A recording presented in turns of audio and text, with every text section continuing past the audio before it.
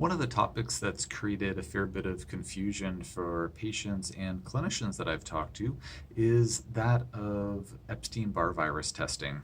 Epstein Barr virus, also known as EBV, sometimes referred to as the mono-causing virus, is really important to know about because a lot of folks, in my experience, who are suffering from complex chronic illness, they are affected by Epstein Barr virus. It inhibits mitochondrial function, it's implicated in different types of immune activation, it's implicated in different types of autoimmune conditions. There has been research that's come out recently making the bold statement that Epstein Barr virus is the cause of multiple sclerosis, and who knows what else we might see being attributed to EBV over the course of time. Certainly in the functional medicine world, many of us have noticed significant correlations between Epstein Barr virus and a wide range of different conditions. And anyways, it'll be interesting to see what the scientific community at large, picks up more definitively over the course of time in published studies.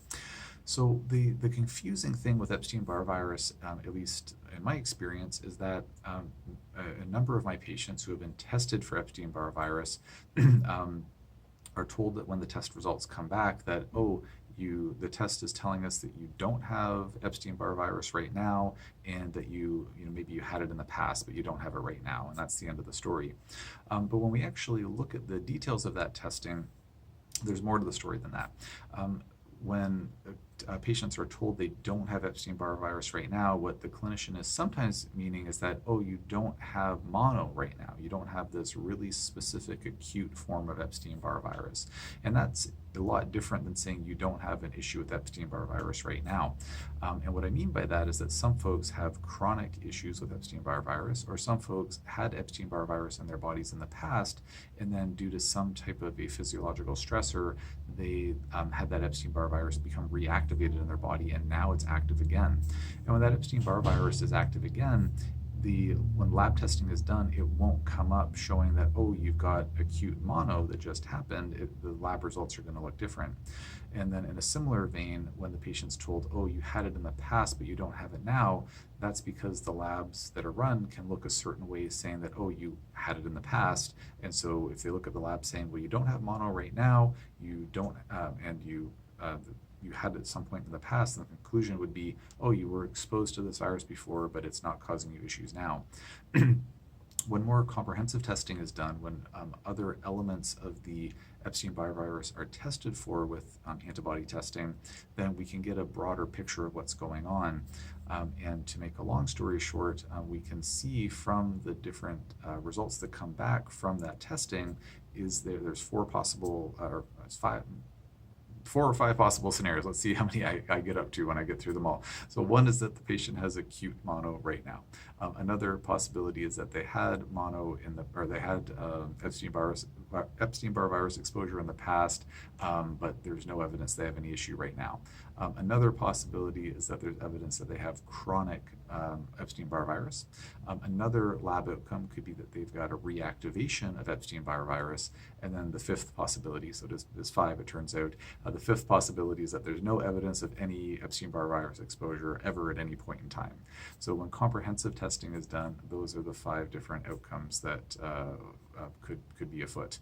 So the testing, or the elements of the Epstein-Barr virus that are tested in that more comprehensive testing, are something called the Epstein-Barr virus VCA, or virus capsule antigen, the eBNA, which is the Epstein-Barr nucleic antigen, and the EA, which is the Epstein-Barr virus early antigen. So those are the three different things that need to be tested. And when patients are told in that more rudimentary form, like, this test can tell you, do you have mono, or have you been exposed to it in the past, but that's it. In those types of tests, then it's just the early antigen, and I think it's the Epstein-Barr virus nucleic antigens that's tested. They don't test for the VCA, I'm quite sure. I don't have a report right in front of me right now, and I'm very used to my lab that tests for all of them, so I see all of them in front of me, and it's just lovely. I hope that information is helpful. If you are suffering from complex chronic illness and you've had Epstein-Barr virus testing done before, and it's something that didn't seem to be subject to as much scrutiny as what I just outlined, you may want to talk to your clinician about whether the most comprehensive testing was done for Epstein-Barr virus or not. Not that everybody with chronic illness has issues with Epstein-Barr virus, and even if one does test positive for Epstein-Barr virus, treating it doesn't necessarily resolve or necessarily even make a significant difference in the clinical picture of that patient in question. But for some patients, it really does, and there are different benefits to knowing about whether somebody has Epstein-Barr virus, because if they do, it's sometimes a clue that there might be something like coexisting mold illness or other infections that are afoot, or maybe heavy metals or different things that are interfering with the immune system function to the point where that Epstein-Barr virus is now become reactivated and causing issues. So anyways, it's a little bit of a convoluted topic, but an important and I think interesting one. So I hope this information was useful. If you have any questions about this topic or about anything else, please post it in the comment section below. If you enjoyed this video, please consider liking it or subscribing if you're watching this on YouTube, and I will leave it there for now.